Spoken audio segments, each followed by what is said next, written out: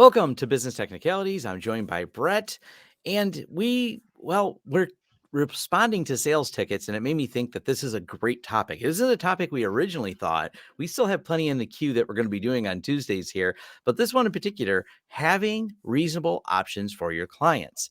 Because if you have unreasonable options, and I mean unreasonable, I'm not here to hardline exactly what that means in terms of what product to offer, but think about your offering and how it compares to the market and the alternatives out there, and should you be offering those? Because being someone who offers some alternative solutions sometimes has won us some very large projects, including I don't know how many locations does this particular person have. I think it was like 20 20 different locations. Yep. 20 different locations. Each one of them is a smaller office with only a handful of employees there.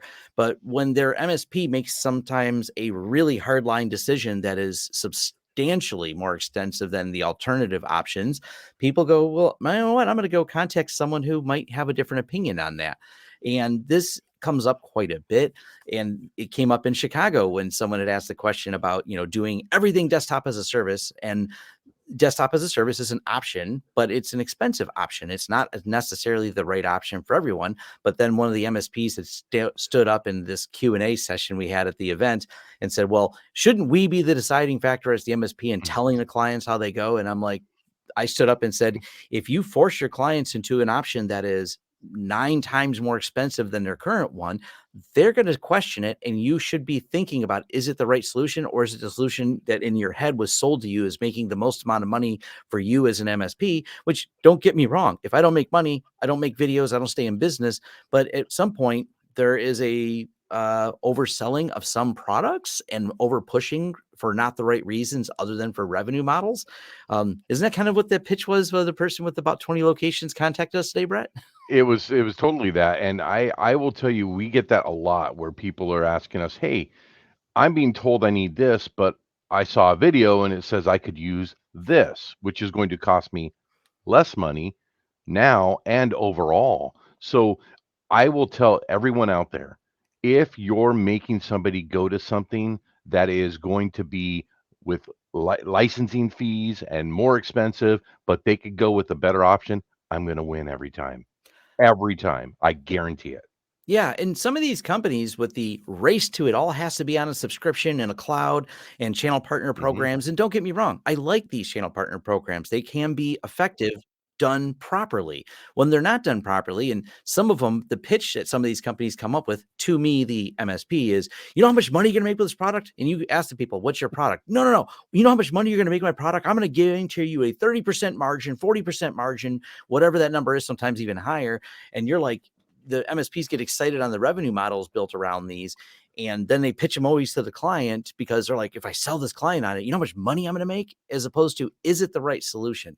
I always come in, I start with the solution, and then I'll figure out how to make a sale. I know it sounds a little backwards, but if the solution I come up with is reasonable and rational, that's always what I'm focused on. And then I'll figure out how, if it's something is going to be there that we can make money on. But if you start all the time with, all right, I have this product, I make the most margin, let me pitch it first, or pitch it only, people at some point feel the squeeze. And they Mhm. also realize you're trying to monetize almost every interaction with them with a resale product. And there's a balance to be met. Like I said in the beginning, if I don't make money, I don't make videos, I don't get to stay in business, I don't get to Right, pay right. employees. We're not talking about that. And I'm not talking about finding free consumer things and sticking them in business environments, and going far extreme. But I'm just talking about the overall and some of the unreasonable things we've seen from these MSPs. And Mhm. maybe, I'm wrong about some of this, but I it's where I'm seeing some of the churn and switch. We've even have a local MSP who did an all or nothing for how they want to do everything in a very specific way. And hey, thank you. We've got some large clients. One of them spent about 10K with us. Because they wouldn't Recently, offer an yeah. alternative. And we're like, oh, of Yeah. course we'll support it. And sometimes it's alternative as simple as allowing them to stay on G Suite.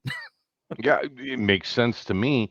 If y'all can see that Tom gets annoyed by stuff like this because he talks a lot about it, because that's been his mainstay completely since he started his business, is doing something better for the client and not necessarily making a lot of money doing it, but doing something better for the client. And be reasonable. Don't be unreasonable, because if you're unreasonable, we're going to win every time.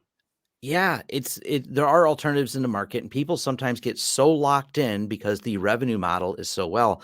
I'd Mhm. actually talked to a tech, then that's one of the reasons he quit where he worked was for similar reasons. He says, the owner golfs with the CEO of the company, and no matter how bad this product is or how many security vulnerabilities are in the news about it, we are all in on it no matter what. Our clients are angry and everything else. And I'm like, yeah, at some point you guys got to think about it from a solution standpoint, or is that the president of the company's golfing buddy with all the high end sales reps? So Mhm. there's no way he'd ever look at alternatives. But they realized, the technical person did, they were losing clients because of their dedication to a flawed product, and you just got to find a happy balance. I'm not here to call Yeah. out any one product because I want this to be something where you think about it overall and make sure you're always looking at that and Mm. researching. There's a lot of change in the market. There's a lot of things going on.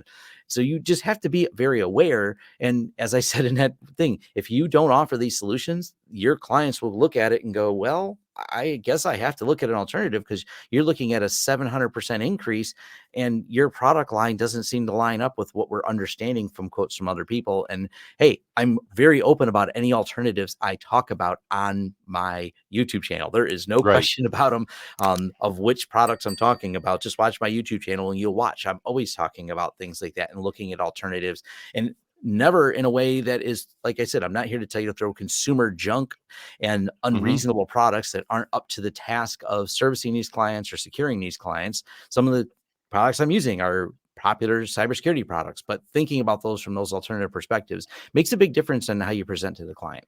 Well, and you also responded to a client today that stated, you pretty much said, "Hey, look, what you're asking us about, it may not be able to do what you're looking to do. You may have to go with that more expensive alternative." Yeah. Yeah, some of these leads come in and there's not another option because Right. there's always people who seek out just because they're cheap. Those clients, well, sometimes you're okay to let them go because we've had some of them Mhm. too. They say everything's too expensive. It's only this much, and I was like, yeah, that's a really reasonable market rate for things. And by the way, you can go to the high risk page on our site and see how much we're charging. And some people look Yep. at that and say you're unreasonable. That's fine. I find it reasonable for the level of skill and things we offer for there, but it's just all about perspectives. It's just something I want to keep in people's head when you're starting out. Don't be the undercutter just to do things cheap. Still be reasonable about your prices. But as you get bigger as an MSP, think about it. If you're losing clients, because clients are always, no matter how big you are and no matter how good your marketing plan is, that's some of the churn and the value you have Mhm. being able to maintain those good relationships with good clients. And if you are just pushing something like this particular client seems very rational in the way they approached us in the meeting we had with them. They just said it's unreasonable. And we looked at it and said, yeah, that seems Yep. way above market that they want to charge you for something that's not as good as what we can offer. So just the Yeah. thoughts. Quit trying to monetize everything. Yeah. Yeah. Not Every every interaction, interaction right? has to be monetized either, by the way. Right. That Yeah. some people feel it when they think every call with you is just some way to monetize. Sometimes just give them things, be a little nice Yeah. sometimes. I don't know. That's our advice for today. We're Goes a just long way. it goes a long way. That's our advice for today. We wanted to drop and share. Leave your comments down below, like and subscribe, and all that fun stuff. We love hearing from you. We're just getting this business technicalities channel started, so tell us what you want to hear, and we have We'll plenty in the talk pipe about as it. far as lots to talk about. So, all Yeah, right, absolutely. thanks.